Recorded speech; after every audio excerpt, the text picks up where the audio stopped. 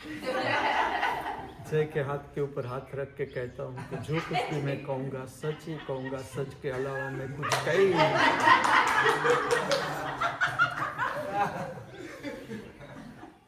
हमारी संस्कृति में, भारतीय संस्कृति में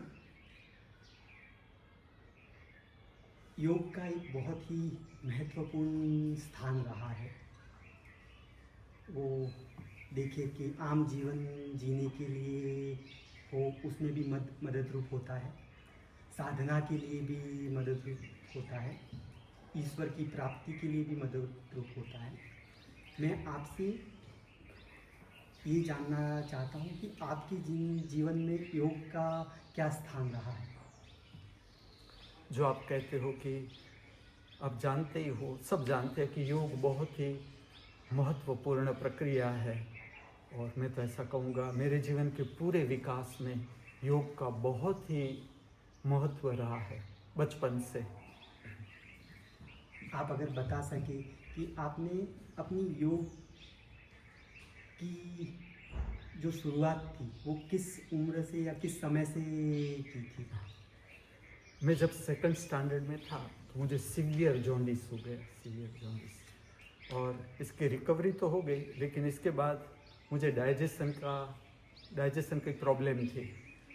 तो इससे पहले मुझे खेल कूद में तो रस रहता ही था, लेकिन ऐसा होता था कि मेरे भाई, उस समय बड़े भाई जो थे वो मेडिकल कॉलेज में लेक्चरर थे जामनगर।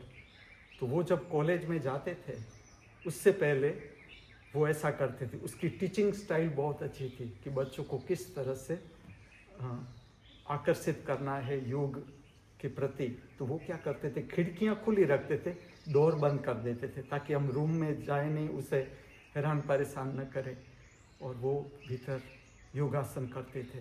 मैं खिड़की में से देखता था। वो उस समय तो मैं कुछ जानता नहीं था कि ये पश्चिमोत्तासन है, ये शीर्षासन है, ये हलासन है, लेकिन ये जो स्थिर पोजीशन थी, जो शांत तो मैं भी बैठता था, लेकिन मैं देखता था कि ये ऐसा ही नहीं है कि मात्र पद्मासन में हम शांत बैठ सके या सिद्धासन में शांत बैठ सके। ये भी ऐसे जो स्थिति है कुछ जिसमें शरीर को स्थिर किया जाता है, और उस समय तो मुझे बस मात्र आकर्षण ही होता था कि ये कैसे स्थिति है कि इसमें इस तरह से शरीर को इस तरह से बेंड किया जाता है, स्ट्रेच किया जाता है। तो ये जो सारी स्थितियाँ थी वो करते थे योगासन, वो मुझे बहुत आकर्षित करती थी।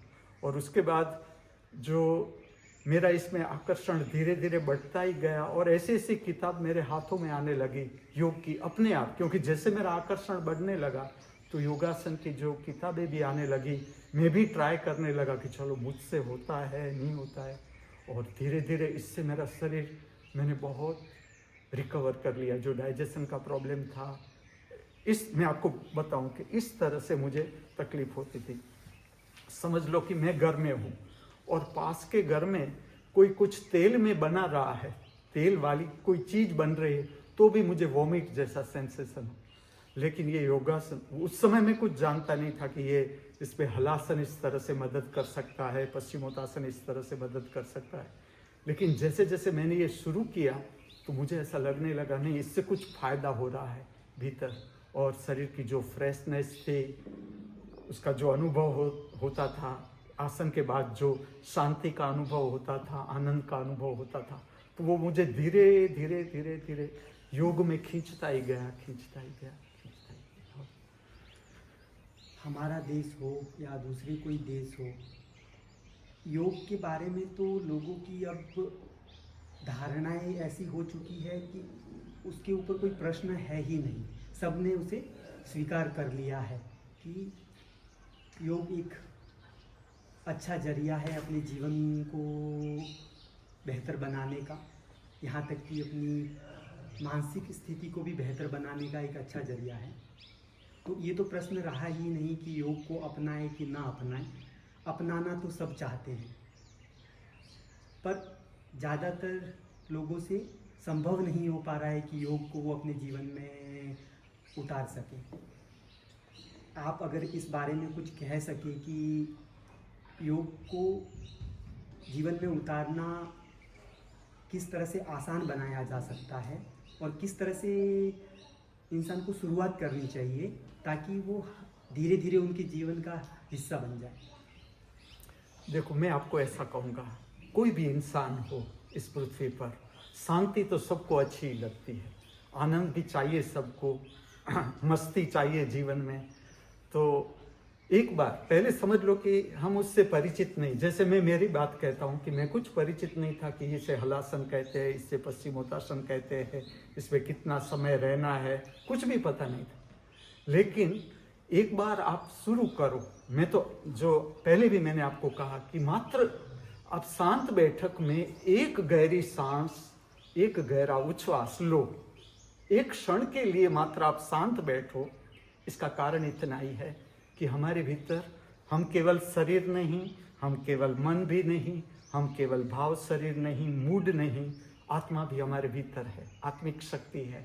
और पूरा का पूरा योग का अर्थ ही है, योग का अर्थ है जुड़ना। किससे जुड़ना? तो भीतर की जो आत्मा है उसके साथ जुड़ना। एक बार आप प्रारंभ करते हो, एक क्षण के लिए शांत बैठक प्रारंभ करते हो, आत्मिक शक्ति जगती है। और आत्मिक शक्ति जैसे जगती है वो अपने आप आपको खींचती है, भीतर की ओर खींचती है, और धीरे धीरे आपका लगाव बढ़ता जाता है।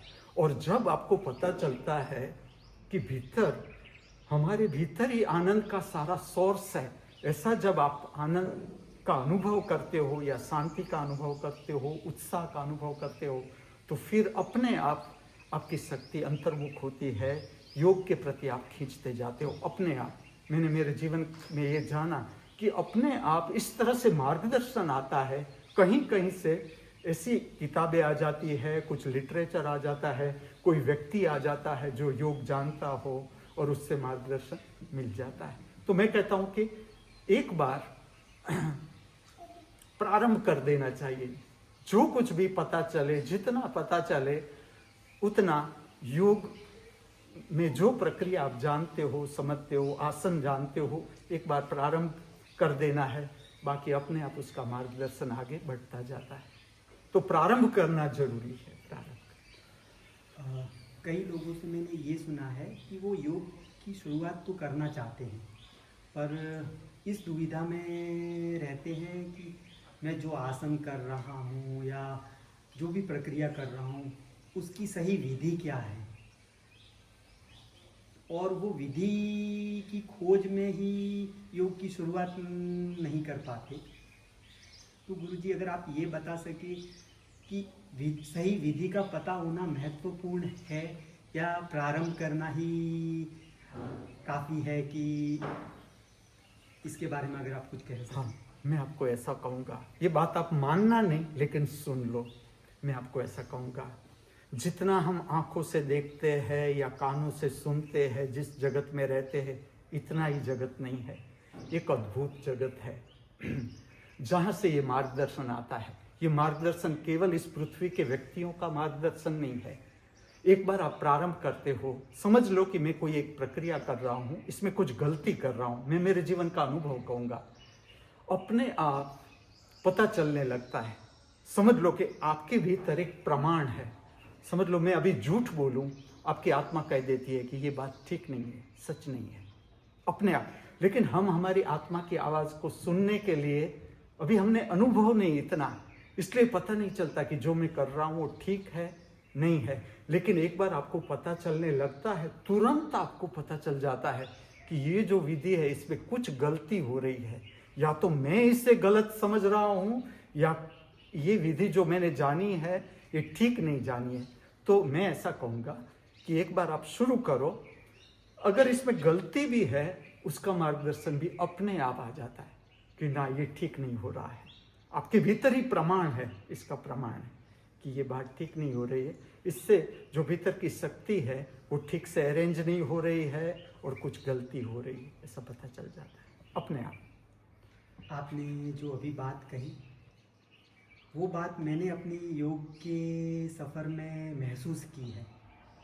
मैं भी अपने शुरुआती समय में ये विधियों में फंस रहा था उसमें, पर फिर मैंने देखा कि मुझे ज़्यादा कुछ नहीं करना है, सिर्फ अपने अंतर्मन और अपने शरीर की बात सुननी है और प्रक्रियाएं अपने आप सही होती जाएगी।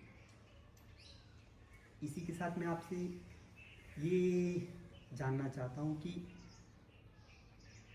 जो सूर्य नमस्कार होता है, जो प्रातःकाल में हम कर सकते हैं, मुझे ऐसा महसूस हुआ अपने जीवन में कि वो एक ऐसी प्रक्रिया है कि जिसे आप बहुत ही आसानी से अपने जीवन में उतार सकते हैं और उसमें लगभग आपके शरीर के सारे हिस्से आ जाते हैं कि जिन पे काम हो सकता है। आप अगर सूर्य नमस्कार के बारे में कुछ जानकारी दे सके कि वो किस तरह से जीवन में उतारा जा सकता है और किस तरह के फ़ायदे आपके जीवन में ला सकता है। देखो, सूर्य नमस्कार के लिए मैं ऐसा कहूँगा कि अगर सुविधा है, और वो भी अपने आप हो जाती है, एक बार आप प्रारंभ करते हो तो वो सुविधा भी हो जाती है, लेकिन अगर सुविधा है तो सूर्य का रंग जब पीला है या केसरी रंग है, मैं सफ़ेद रंग को इतना महत्व नहीं दूंगा। आज का जो ज़माना है या जो सूर्य के अल्ट्रावायलेट रेज, खास करके सफ़ेद रंग जो है, इसके साथ इसका संबंध है, तो इसमें सूर्य दर्शन ठीक नहीं। लेकिन जब सूर्य का रंग केसरी है या पीला है प्रातःकाल में, उसमें सूर्य की, जहाँ से आप सूर्य का दर्शन कर सके, वहाँ से आप उस जगह पर आप सूर्य नमस्कार लोगे तो उसका फ़ायदा ज़्यादा रहेगा और इसका असर सारे के सारे भीतर के जो शक्ति चक्र है उसका कारण है कि हमारा संबंध ही सूर्य से है। सूर्य की किरण है, वो पार्टिकल में बदलती है, वहाँ से हमारी यात्रा शुरू होती है और अंत भी प्रकाश में हो जाता है। जो बाहर का सूर्य है उससे हमारे जीवन की यात्रा प्रारंभ होती है और जब भीतर का प्रकाश से हम परिचित होते हैं तो इसमें जब हम विलीन हो जाते हैं तब यात्रा अंत हो जाती है। तो मैं इतना ही कहूँगा कि सूर्य का रंग पीला या केसरी हो, उसका दर्शन करते करते आप सूर्य नमस्कार करोगे या वो प्रकाश आपके शरीर पर पड़ रहा है, जितना आप शरीर खुला रख सको और वो शरीर पर वो प्रकाश आपका शरीर ले रहा है, तो उससे आपका सूर्य नमस्कार और गहरा होता जाएगा। अंत में गुरुजी, मैं आपसे ये निवेदन करना चाहूँगा कि जो भी ये इंटरव्यू देखे, आपको सुने, वो जो अपनी योग का सफ़र शुरू करना चाहते हैं, तो उनकी भावनाओं को थोड़ा मोटिवेशन के लिए या उनको अगर आप एक दो बातें उनसे अगर कुछ कह दें कि उनको अपने जीवन में योग को क्यों उतार देना चाहिए। पहले तो मैं ऐसा कहूँगा कि जैसे जैसे हमारी शक्ति अंतर्मुख होती है, पहले मैं आपको ये कहता हूँ कि जब हमारे जीवन की यात्रा प्रारंभ होती है तो पहले तो हमारी सारी शक्ति बहिर्मुखी रहती है, अंतर्मुखी भी होती है, लेकिन ज़्यादातर बहिर्मुखी शक्ति बहती है इंद्रियों के द्वारा। हम बहिर्जगत के साथ संपर्क बनाते हैं और अगर आप गहराई से देखो अपना ही जीवन, किसी को देखने की ज़रूरत नहीं, अपना जीवन देखें हम, तो हम आखिर में जो कुछ भी कर रहे हैं, बाहर के जगत में जो कुछ भी कर रहे हैं, किस लिए कर रहे हैं, कारण क्या है। मैं रेडीमेड जॉब भी नहीं दूंगा और आप मानना भी मत। मैं कहूँगा कि चलो, हर इंसान अगर ठीक से देखा जाए तो अपने को खोज रहा है, लेकिन बाहर खोज रहा है। भीतर की जो शांति है, आनंद है, प्रसन्नता है, वो बहिर्जगत में खोज रहा है। जब आपका अनुभव परिपक्व होता है और जैसे जैसे आपकी शक्ति अपने आप अंतर्मुख होती है, जैसे जैसे अंतर्मुख होती जाती है, आपको कहने की भी जरूरत नहीं है, अपने आप आपका जीव योग की ओर खींचेगा अपने आप। इसके साथ में एक और बात भी कहूँगा, जैसे कि आपकी भावना है, ये कोई छोटी भावना नहीं कि सब लोग हैं योग के प्रति आकर्षित हो, ये मात्र आपकी भावना है, लेकिन ये बहुत बड़ी गहरी भावना है और इसका असर आता है ऐसे जो आपके जैसे रचनात्मक लोग हैं इस पृथ्वी पर, जो फैले हुए हैं जहाँ भी, और उसकी भावना होती है कि सब लोग योग को जाने, सब लोग योग करें, सुबह करें, शाम करें, तो उसका जीवन भी ऊंचाई पकड़े, प्रसन्नता का अनुभव हो। तो इस तरह के जो लोग हैं, उसकी जो हार्दिक भावना है वो ही काम करती है। ठीक है, इस मार्गदर्शन के लिए बहुत बहुत धन्यवाद गुरुजी। अंत में मैं सबको स्मरण दिलाऊंगा, आज का ये पवित्र स्वर्णिम दिन परमात्मा की महामूल्य भेंट, इससे बड़ी भेंट कोई हो ही नहीं सकती, और वो भी बिना कहे, बिना मांगे, बेशर्त फिर से हमारे हाथों में। आज तक जो भूल हम करते आए हैं या हमसे हो जाती है या हो गई है, उसको सुधारने का, संवारने का फिर से एक स्वर्णिम अवसर हमारे हाथों में, जो अब हमें खोना नहीं है। स्मरण रहे, आज का ये स्वर्णिम दिन हमारे जीवन में कभी भी वापस नहीं लौटेगा। इसलिए आज का ये स्वर्णिम दिन हम सब पूर्णता के साथ, समग्रता के साथ, हृदय में आनंद, उल्लास, प्रेम, मस्ती, मित्रतापूर्ण भाव लिए जी सके, ऐसी प्रातःकाल की हमारी सबकी हार्दिक भावना, हार्दिक प्रार्थना अस्तु।